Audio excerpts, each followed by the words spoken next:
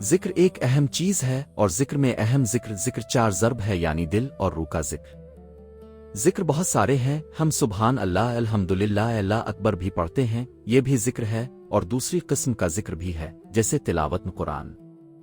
لیکن اذکار میں سب سے اعلیٰ ذکر قلب کا ذکر ہے، جس ذکر کو اولیاء کاملین نے کیا ہے اور صوفیوں اور ریشیوں نے اپنایا ہے۔ یہی وہ ذکر ہے جو ہمارے رہبر پاک نے بھی 21 سال تک کیا، یعنی کلمہ طیبہ۔ کلمہ کو اپنے دل میں اتارنا، یعنی لا الہ الا اللہ محمد رسول اللہ۔ یہ سب سے اہم ذکر ہے کیونکہ یہ 5 ارکان میں بھی پہلے آتا ہے، جیسے کلمہ، نماز، روزہ، زکوٰۃ، حج۔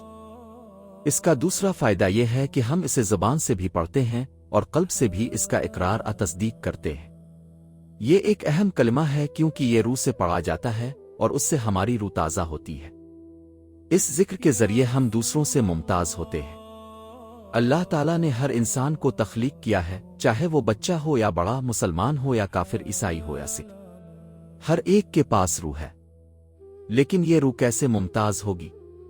وہی روح جو قلبی ذکر کرے گی وہی اللہ کے قریب ہوگی، کیونکہ جب روح اللہ کے ذکر میں مشغول ہوگی تو اس کے دل میں برے خیالات اور غلط سوچ نہیں ہوں گی۔ اسی لیے دل اور روح کا ذکر ضروری ہے۔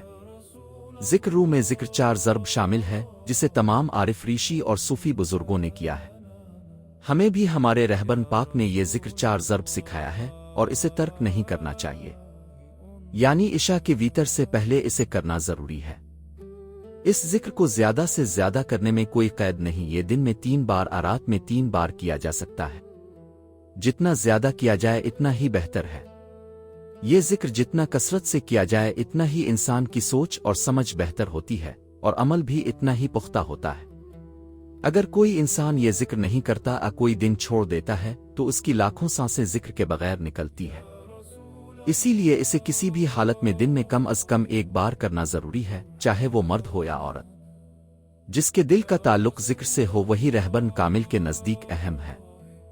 تمام صوفی ولیوں نے اس کی زبردست تلقین کی ہے اور اس کی اہمیت بیان کی ہے کہ یہ انسان کے لیے کتنا ضروری ہے اور کس طرح یہ کامیابی اور کامرانی کی راہ دکھاتا ہے۔ جس شخص کے دل میں کلمہ ہے وہ سیدھا اللہ، اس کے رسول اور اس کے بندوں سے وابستہ ہو سکتا ہے۔ تبھی اس راہ میں بیعت اور رہبر ضروری ہے۔ ایک مرشد کامل ہی یہ سکھا سکتا ہے کہ ذکر 4 ضرب کیا ہے۔ اسی لیے رہبر کا ہونا، بیعت کرنا اور کلمہ کو دل میں اتارنا فرض عین ہے، کیونکہ اس کے ذریعے تمام فرائض اور سنتیں درست عمل میں آتی ہیں۔ یہ سب ایک رہبر کامل ہی سکھا سکتا ہے جو خود پرہیزگار اور متقی ہو، جس نے خود اس کلمے کو اپنے دل میں اتارا ہو۔ وہی اپنے مرید کو سیدھا راستہ سمجھا سکتا ہے اور اسے کامیابی کی طرف لے جا سکتا۔